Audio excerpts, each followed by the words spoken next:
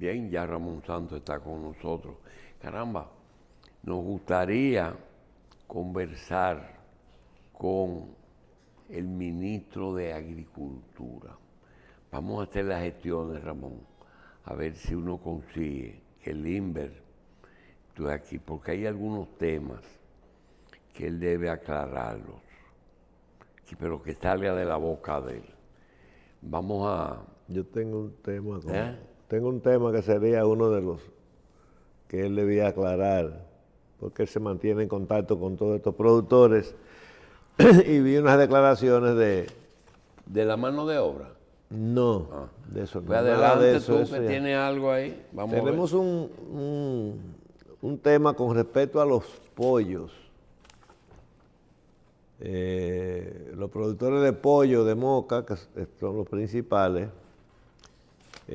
ya están vaticinando que se van a ir a la quiebra porque hablan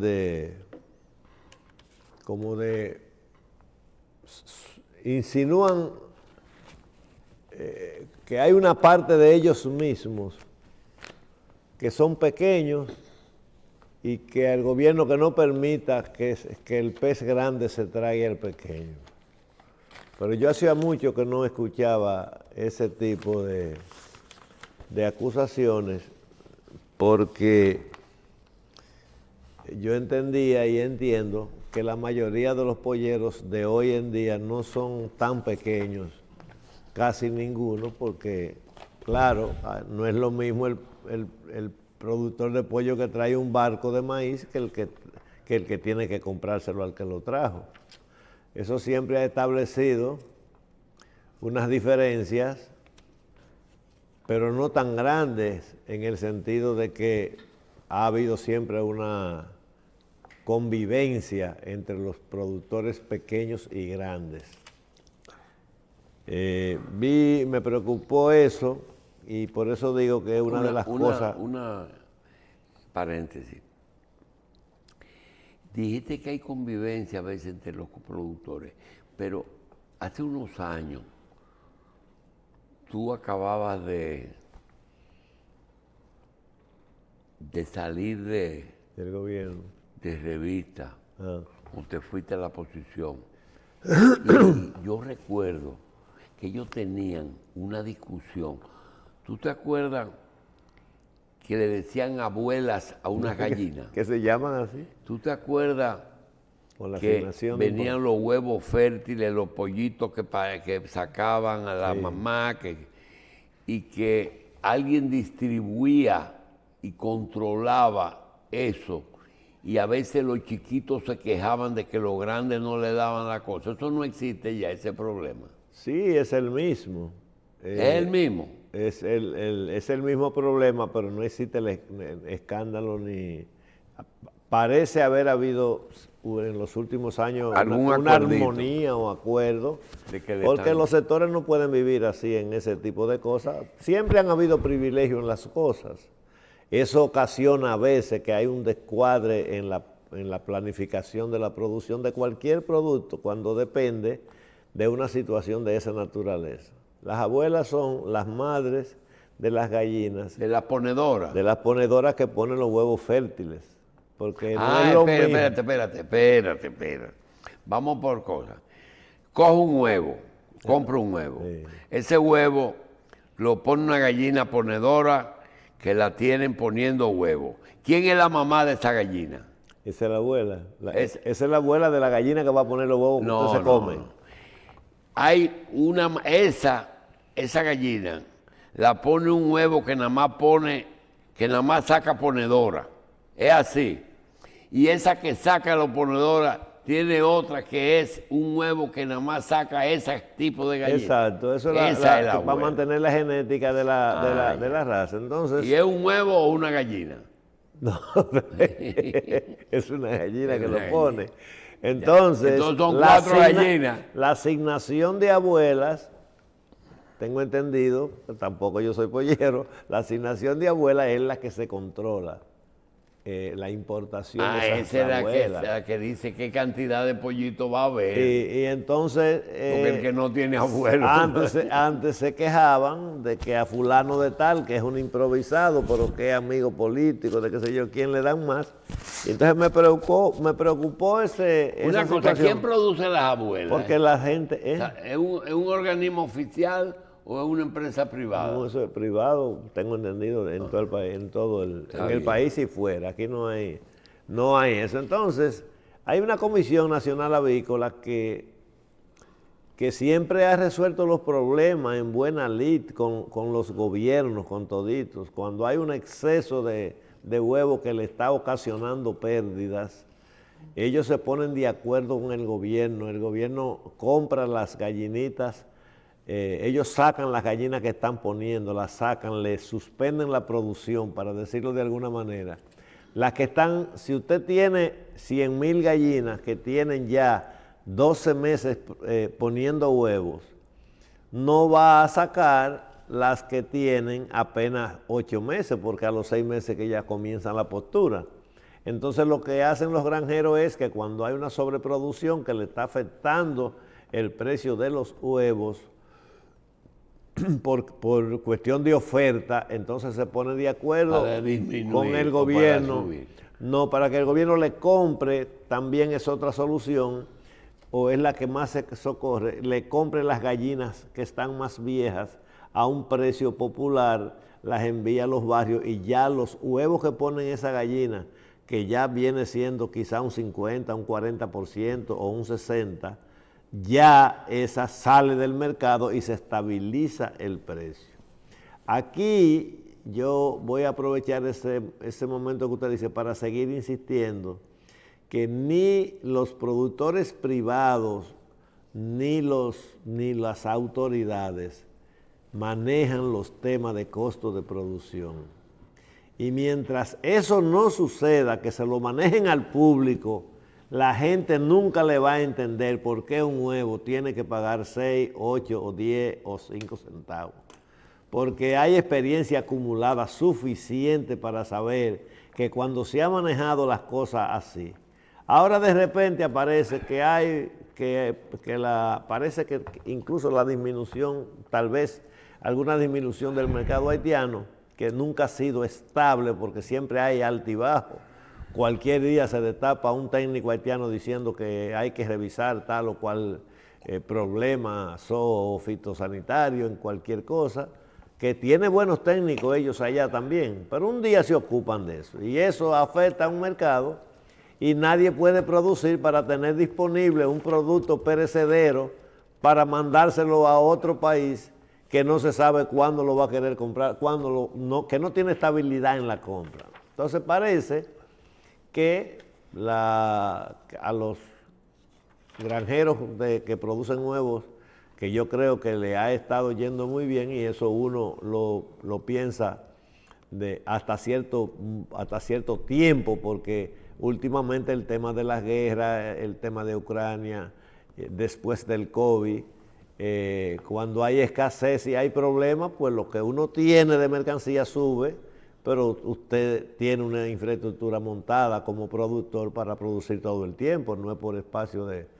no es para acechar, como le dicen, ese hace negocio de acecho, no. Usted produce, que hay que tener valor y dinero para bregar con el tema avícola, sobre todo el de huevo.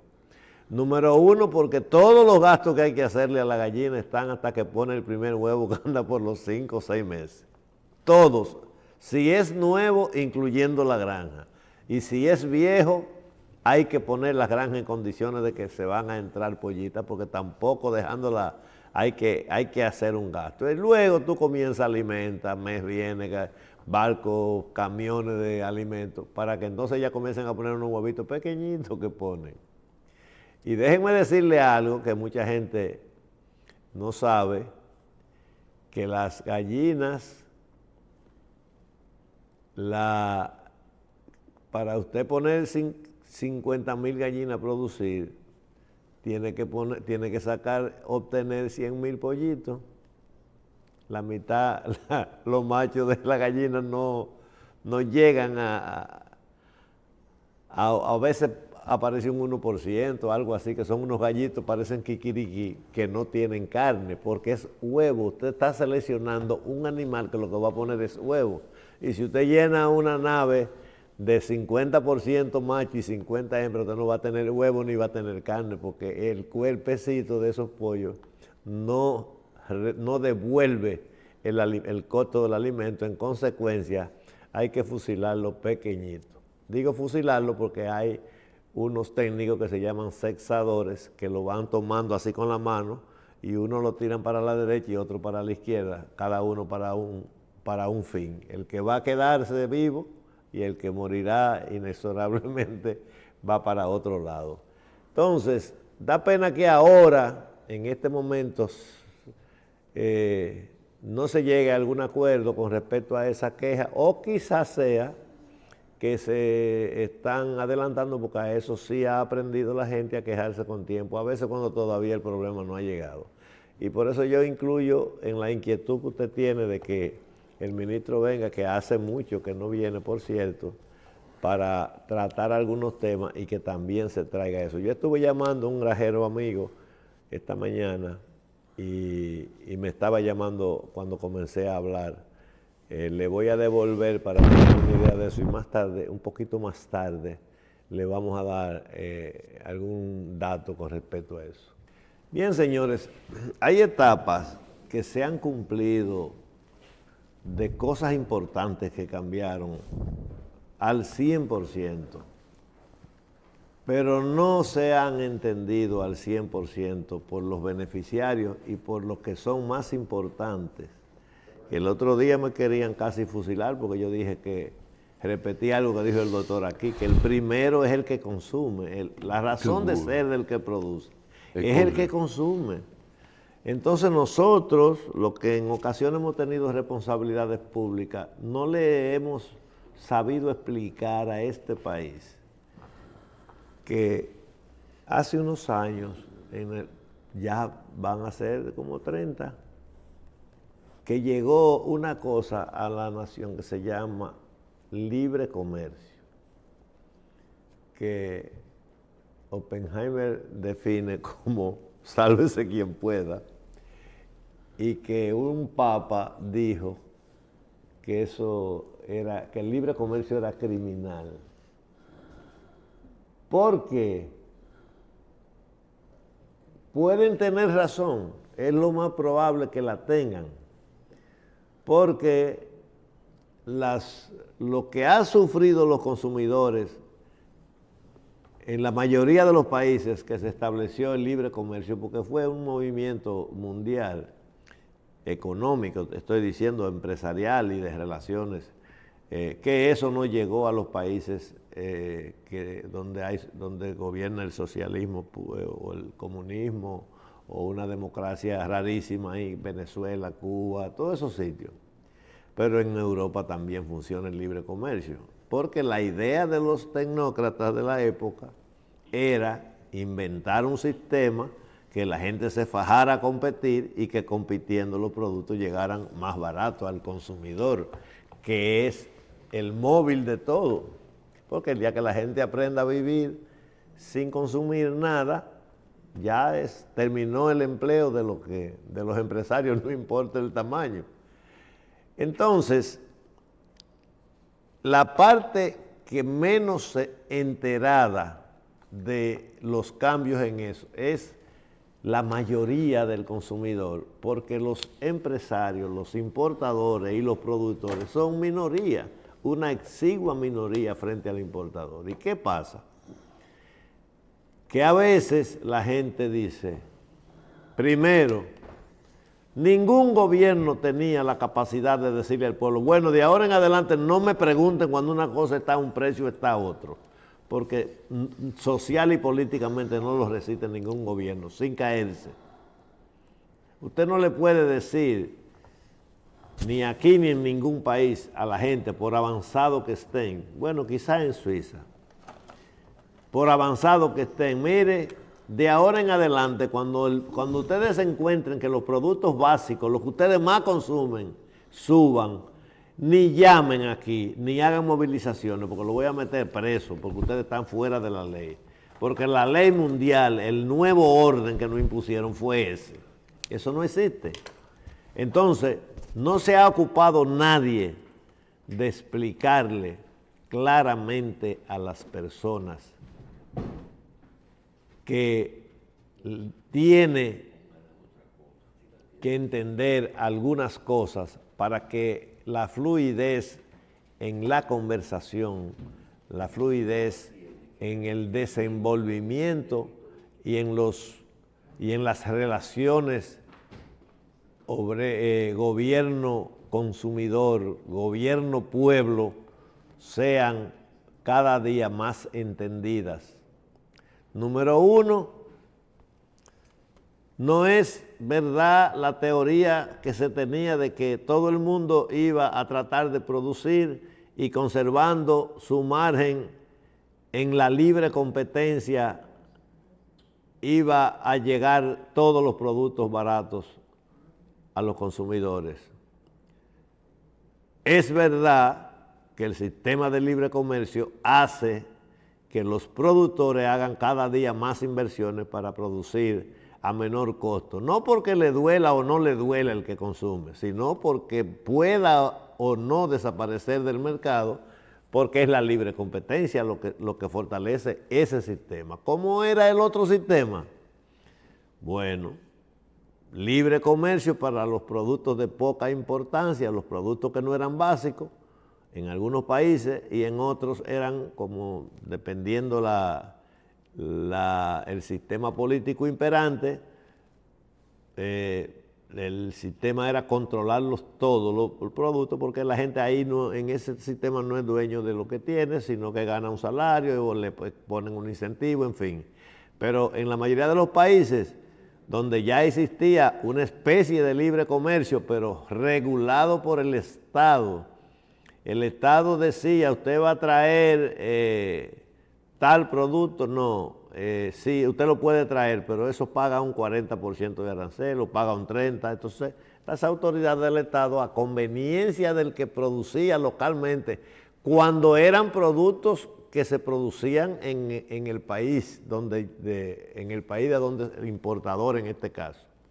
Cuando no eran productos que se producían en el país importador, entonces ahí era a la mejor conveniencia para mantener el equilibrio comercial entre los diferentes países que traían. Me explico, cuando aquí venían los carros de Europa, los Mercedes-Benz, los Opel, los Volkswagen, lo que sé yo qué, de Estados Unidos venían los Jeep, la camioneta internacional, los camiones internacionales, todos los Ford, bueno, todo eso, cuando venían, el Estado Dominicano hacía un equilibrio en función del precio que podía alcanzar aquí los productos, que lo decían los empresarios, y entonces se llegaba a un acuerdo que en algunas veces no era ningún acuerdo, sino que el Estado decía, no, eso paga tanto y ya.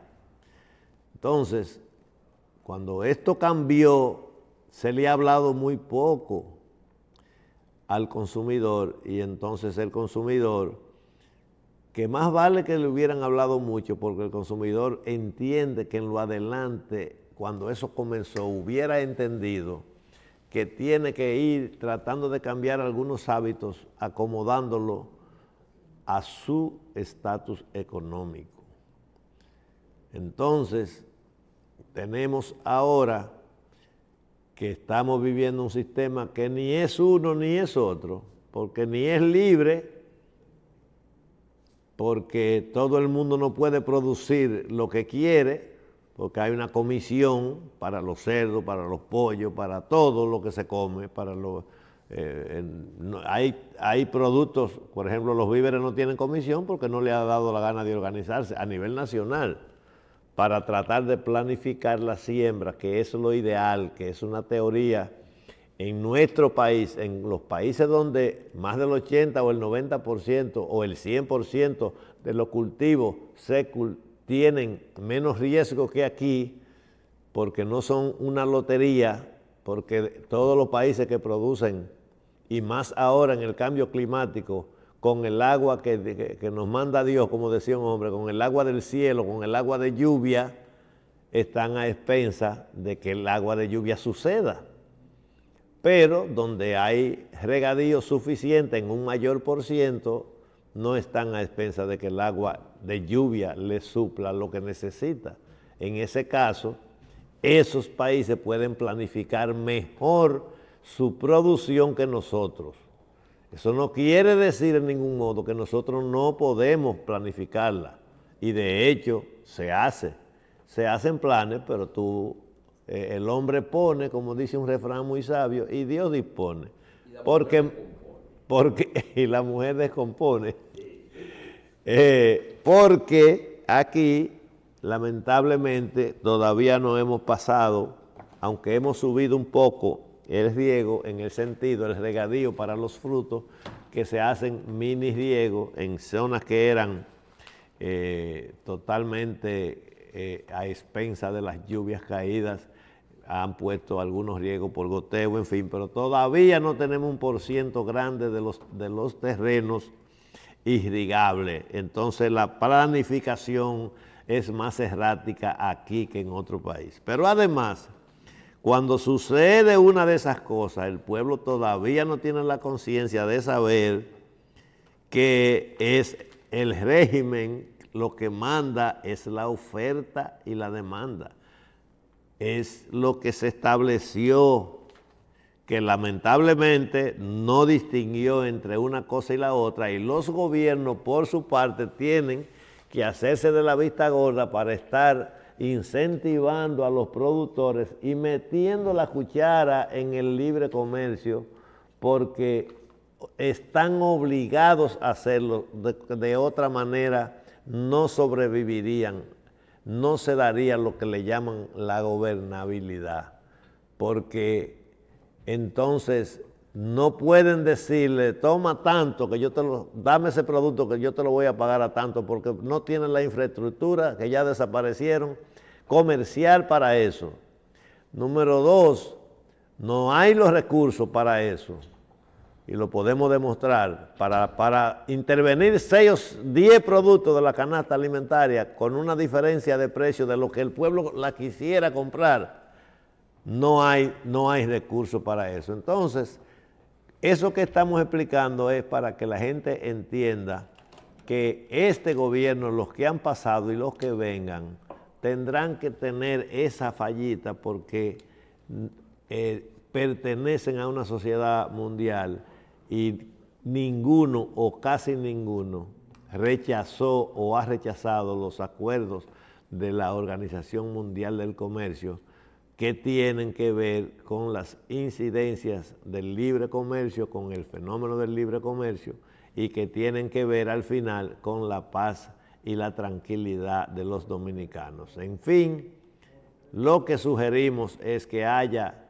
siempre lo hemos dicho, más conocimiento del pueblo, que eso está fácil porque ahora la comunicación sí es verdad que es masiva, más conocimiento del pueblo de lo que cuestan las cosas para que haya un mejor entendimiento del pueblo sobre el beneficio que debe tener el productor y más información para que la gente también entienda cuál es el sistema de comercio vigente y se empeñe en buscar diferencias que a veces hay gente que no la necesita porque usted va a un supermercado élite, de un boutique, y usted ve unas señoras caminando que usted en el cuadro se le ve que le tiran con la rabiza del ojo al producto que quieren y lo ven bonito y lo entran en el coso, pero no leen el precio porque no necesitan leerlo. Contrario a la gente humilde y pobre que tiene que estar comparando uno con el otro y sustituyendo uno con el otro para que le puedan alcanzar los chelitos que gana su esposo y ella y su familia. Vamos a una pausa y retornamos con el doctor Jacín de nuevo.